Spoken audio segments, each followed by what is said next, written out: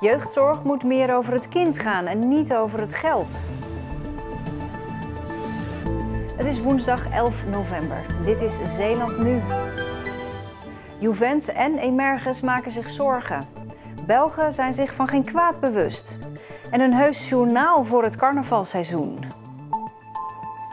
Dag dames en heren. Het gaat te vaak over het geld en niet over welke zorg het kind nodig heeft. Dat zeggen jeugdzorgorganisatie Juvent en gezondheidsinstelling Emerges over hoe de Zeeuwse gemeentes omgaan met jeugdzorg.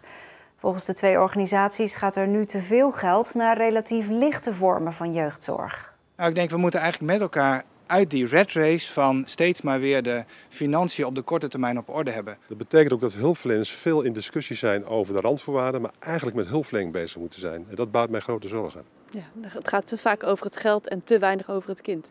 Klopt, dat is de kern van bij oproep, zeg maar, om die discussie om te draaien. In Zeeland wonen 80.000 kinderen. 1 op de 10 van hen krijgt jeugdhulp. Dan heb je het dus over ruim 8.000 kinderen. De meeste van hen krijgen lichte vormen van therapie. Een klein deel heeft zware, complexe zorg nodig.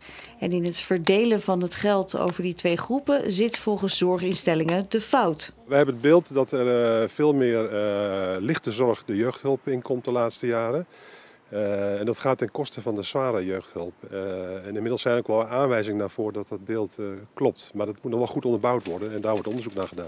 Je zou ook kunnen zeggen van als je goed investeert in lichte vormen van jeugdhulp, dan komen er uiteindelijk minder zware gevallen bij de zware jeugdhulp terecht. Of zie ik het verkeerd? Ja, dat is een veronderstelling die eigenlijk ook aan de jeugdwet ten grondslag ligt. En voor een deel zou die kunnen kloppen, alleen de praktijk is anders. De vraag naar zware jeugdhulp neemt niet af.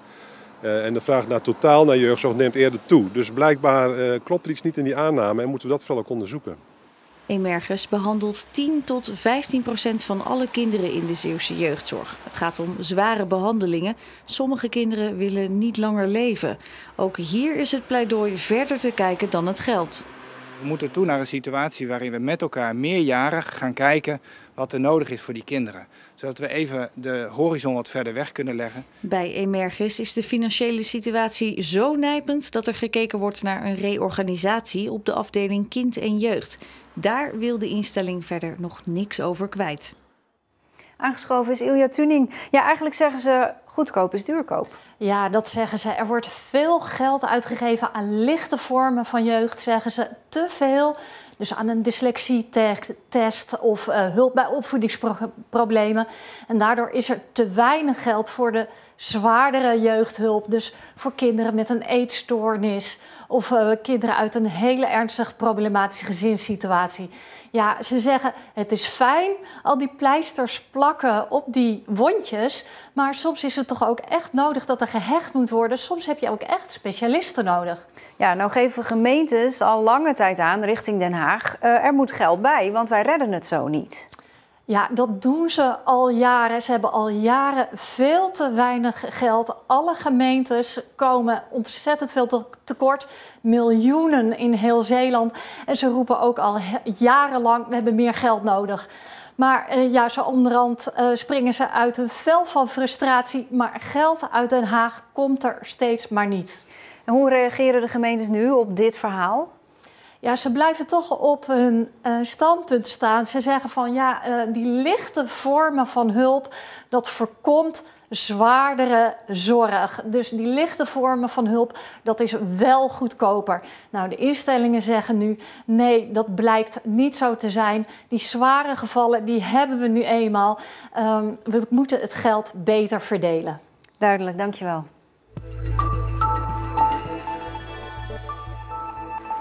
De automobilist die afgelopen zondag een voetganger in Vlissingen aanreed en daarna is doorgereden, heeft zich bij de politie gemeld.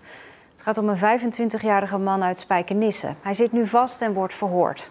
Het ongeluk gebeurde in de Van Dishoekstraat. Een voorbijganger vond het slachtoffer, een 37-jarige man, midden op de weg, zijn tas en allerlei spullen verspreid over de hele straat. De auto van de dader werd in een zijstraat teruggevonden. Het slachtoffer is nog steeds onder behandeling van artsen, zo meldt de politie. Provinciale staten vergaderen morgen en overmorgen toch weer digitaal. Dat laat commissaris van de Koning Han Polman weten. Afgelopen vrijdag kwamen de statenleden gewoon bij elkaar in het provinciehuis. Daar kwam uit verschillende hoeken kritiek op. Zeeland was ook de enige provincie waarin dat gebeurde. Nu wordt dat toch weer teruggedraaid. Het stikte van de Belgen vandaag in de provincie, ondanks hun uitreisverbod. Vanwege een nationale feestdag waren onze zuiderburen vrij en overspoelden ze bijvoorbeeld deze meubelboulevard in Hulst. En een keer een beetje kijken voor kerstinkopen. Omdat ik nu een kastje zoek. Voor niet alle Belgen lijken de regels helemaal duidelijk te zijn. Mag u wel de grens over van de Belgische overheid? Ik denk van wel, ja. Ze hebben er niks over gezegd tegen ons, dus daarmee dat we ook hier zijn. We mogen de grens over. Ja, inderdaad. En voorlopig toch, er is toch nog niks van gezegd. Dus anders zou ik het niet gedaan hebben. Ondanks alles gaat toch de vlag in top in Paardenhout op naar carnaval 2021. Dit jaar is alles anders, zo ook de viering van de 11e van de 11e. In Serenhoek werd het carnavalseizoen afgetrapt met een journaal. Beste carnavalsvierders, Stichting de Koekenpot, die heeft toch de behoefte om het contact bij jullie niet te verliezen. De mensen hebben ook, zeker in deze tijd al een stuk minder te doen. En dat is toch ook de reden als wij als stichting gezegd hebben met z'n allen van... we zetten de schouders eronder, we gaan er gewoon aan beginnen. Wat we kunnen, dat doen we, want het verbroedert toch altijd. Allah. Let op elkaar en zorg voor elkaar. Dan zijn we misschien in februari of zo snel mogelijk van deze malaise af. En dan kunnen we in de Polonaise.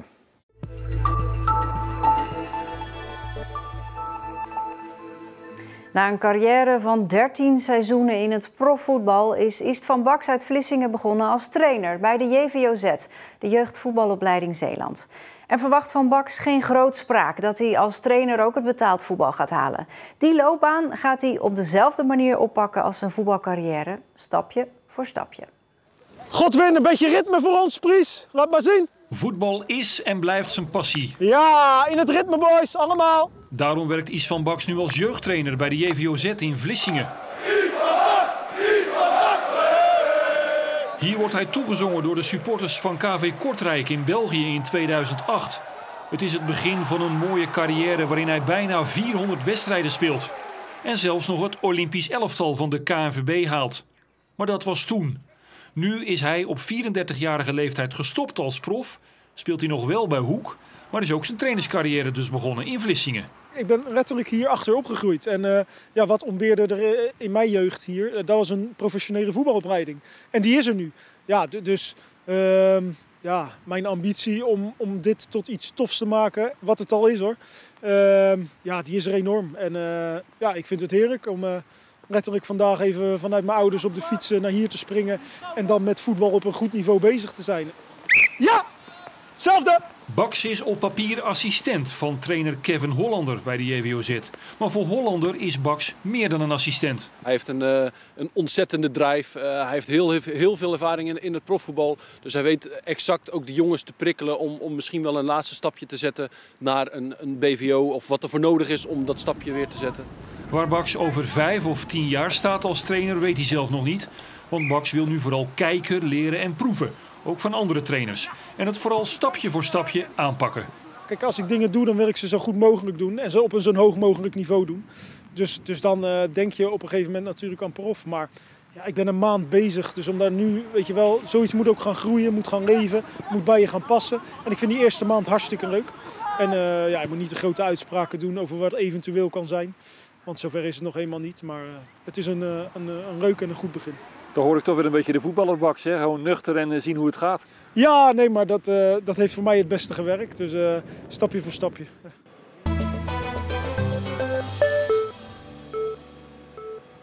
Na een overval, een schietpartij of een gezinsdrama is er altijd veel aandacht van de media. Families en slachtoffers in dit soort situaties kunnen sinds kort ondersteuning krijgen van mediaadviseurs. Slachtofferhulp Nederland heeft daarvoor een nieuwe afdeling die Namens de Familie heet. Zij zorgen voor het contact met journalisten. Je moet je voorstellen als iets net ergens is overkomen en er hangen journalisten die bellen jou thuis op terwijl jij nog bezig bent met het verwerken van de gebeurtenis. Ja, dan zit je daar niet echt op te wachten. Een voorbeeld hiervan is de familie van de Middelburgse Kesban, de 21-jarige vrouw die door een schietpartij in coma belandde. De media zaten hier gelijk bovenop. Slachtofferhulp Nederland zette daarom de afdeling namens de familie in, om de familie te helpen in het contact met de media. Soms wil een familie juist verhaal doen, naar buiten treden. En soms wil de familie zo min mogelijk te maken hebben met de media. En je kan ons eigenlijk zien als een tussenpersoon die dus de media begeleidt. Ook het contact doet met de media en de familie. Waardoor wij dus continu afstemmen met de familie wat hun behoefte is. En kijken waar zij hulp en ondersteuning bij nodig hebben. Ik praat erover verder met verslaggever Mark van Leijden. Ja, volgens de organisatie hard nodig is dus dit soort hulp voor de families. Ja, dan moeten we eigenlijk terug naar het ontstaan van Namens de Familie. Want het is eigenlijk ontstaan naar aanleiding van een aantal vermissingszaken, waaronder die van Anne Faber in 2017. Daar dook het journaal echt massaal op. Ook op een onbehoorlijke manier op sommige momenten. Nou, dat komt dus eigenlijk heel veel op zo'n familie af. Toen heeft Hans Faber zich opgeworpen als woordvoerder namens de familie Faber. Ja, de oom, hè? De oom was dat inderdaad. En die heeft het idee gevormd om een soort van team te formeren om families bij te staan tegen de media eigenlijk. Ja, en journalisten kunnen wel nog steeds contact leggen. Het is niet dat dat wordt afgehouden. Dat zeker niet. Ze moeten niet gezien worden als een soort poortwachter, maar meer om te voorkomen dat families echt lastig gevallen worden op een onbehoorlijke manier. Dus dat het respect eigenlijk blijft naar de familie toe.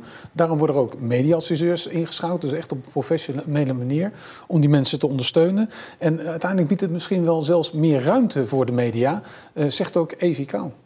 Nou, wat we merkten, ook in gesprekken met de journalistiek voordat wij starten met dit initiatief, dat journalisten eigenlijk best wel blij zijn dat zij een aanspreekpunt hebben die ook snapt hoe media werkt. En tegelijkertijd kunnen zij dus op die manier ook de informatie halen en hoeven zij niet meer direct contact te zoeken met families die toch vaak in een precaire situatie zitten. En ook heel veel journalisten vinden dat best wel lastig. Ik kan me er ook wel wat bij voorstellen dat het voor journalisten juist vervelend is wanneer er een media-adviseur opgezet wordt. Want die weten precies wat ze moet zeggen. Er zit geen emotie meer in je verhaal, wat je misschien wel nodig hebt om je verhaal te kunnen vertellen of goed over te kunnen laten brengen. Hoe kijkt u daar tegenaan?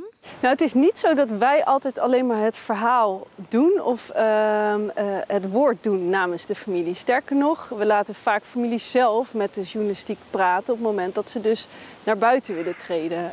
Dan is het meer dat wij de families begeleiden en coachen in hoe ze dat het beste kunnen doen. En verder zijn wij geen poortwachter. Die functie hebben wij eigenlijk absoluut niet. De dag begon met mist en die bleef behoorlijk lang hangen. Daarna was het eigenlijk voornamelijk grijs. De zon was er amper. Morgenochtend weer mistig en regenachtig. Dat wordt uiteindelijk weggedreven door een stevige zuidwestenwind om plaats te maken voor de zon. Het leven van dokters in Zeeland en de ontwikkelingen in de zorg zie je nu in Zeeuwse Dokters. Het is toch een kwaal die verrassend is. Dus je maakt je gauw ook een beetje ongerust als er weer een nieuw dingetje is. Dat je denkt, dit ken ik niet, dit gevoel of dat pijntje, wat zou dat nou zijn? Ja, dat zie je dus nu. En dan wijs ik u er nog even op dat de stemperiode is gestart voor de innovatieprijs Emergo. 5 Zeeuwse bedrijven zijn genomineerd die iets innovatiefs hebben bedacht. En op omroepzeeland.nl kun je je stem uitbrengen. Tot zover. Ik wens u een hele fijne avond.